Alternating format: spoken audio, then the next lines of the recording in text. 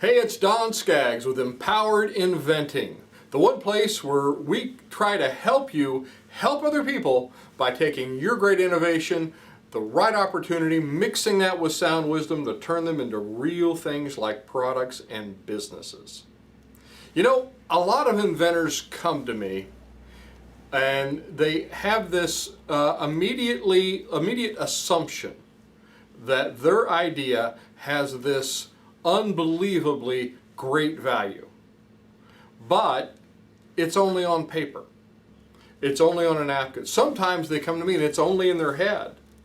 And they've just thought of something, they've never written it down, they've never done anything with it. But they think it has this great value. They see the potential of the value is what they're really looking at. And, you know, I'll hear a lot of that. Well, Don, this is worth millions. Everybody is going to want this. You would want this. So I hear that a lot. And the reason I hear that is because they see the potential for the value. And there's nothing wrong with that. And you should be able to see that, but you have to see that in perspective.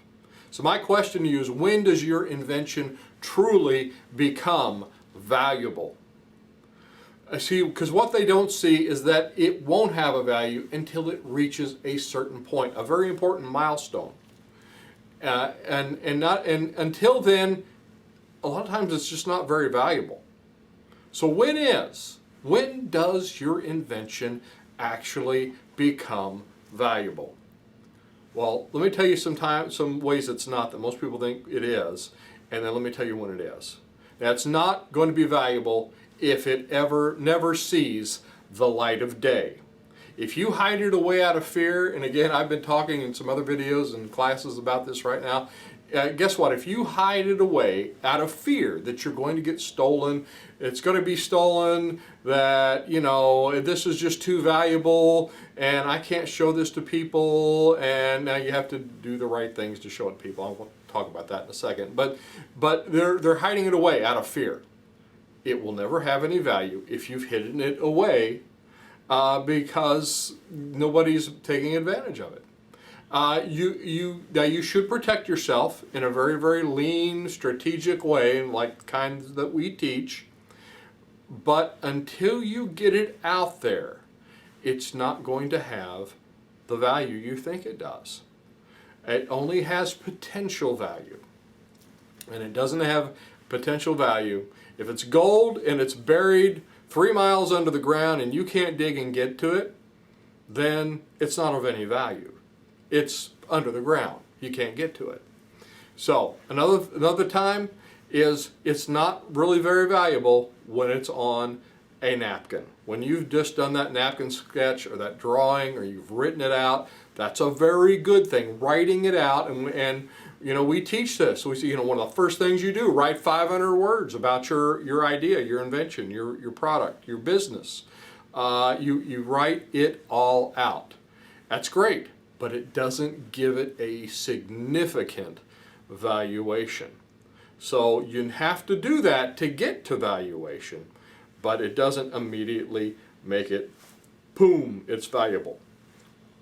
Also, and this is a mistake a lot of inventors make, is it doesn't become valuable when you're issued a patent. Now, does it have maybe a little more value? Possibly. But is that going to make it valuable? For the most part, no. No. So many inventors I see just make this mistake too. It's so many patents out there are completely worthless. Some of them spent $10,000, $15,000, $20,000 more on a patent, and I've seen large corporations do this, where they'll spend all this money, they'll file for this patent, they'll get a patent issued, and it never becomes a real product. It's never sold in the marketplace, and the technology finally passes it by, and guess what? It's completely worthless. It's not worth the paper it's written on. And so you want to do this, go check. When you're doing a patent search and you're coming across maybe some patents that are like yours, check and see if those actually became products in the marketplace, or if they were just patents, they were just or although this is a really cool idea and I want to patent this, and they patented it and it never became a product, it never got in the marketplace, and guess what? It never had any value. So now another time where it's not really valuable yet is when it's a warehouse full of product. You might say, well, Don, we spent all this money, we've got all this inventory. Is anybody buying it? If nobody's buying it right now, all it is a warehouse full of inventory. And this is a sad thing. I've seen this with some inventors where they'll just go headlong and they'll get their patent and they'll produce inventory, and they'll say, all right, now we're going to see if we have a market. We spent, you know, $100,000, and now we're going to see whether anybody ever really wants to buy one of these. Is really where they come to, and they don't realize that that has happened. Until it happens, they've spent all tons of money on a big production run. They've bought molds. Those things can cost thousands upon thousands of dollars sometimes. They spend all this money only to have it all sit in a warehouse, and it ends up sitting in there for years collecting dust because they never move one product. Now you probably know where I'm going with all this, because when does your invention become valuable? It becomes valuable when it is a product selling successfully in the marketplace. Now whether you're doing it, whether you're licensing it and somebody else is doing it, that is what makes the patent valuable. In my business, when we sold our company, we had patents, we had IP, we had patents, trademarks, we had all kinds of stuff like that.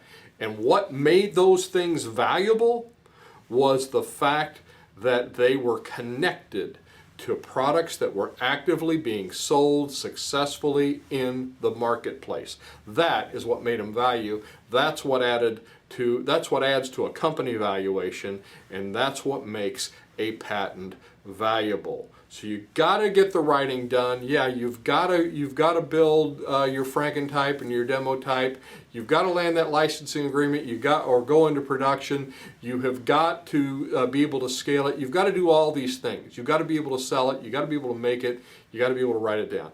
You do all these things, and that gets you towards the valuation.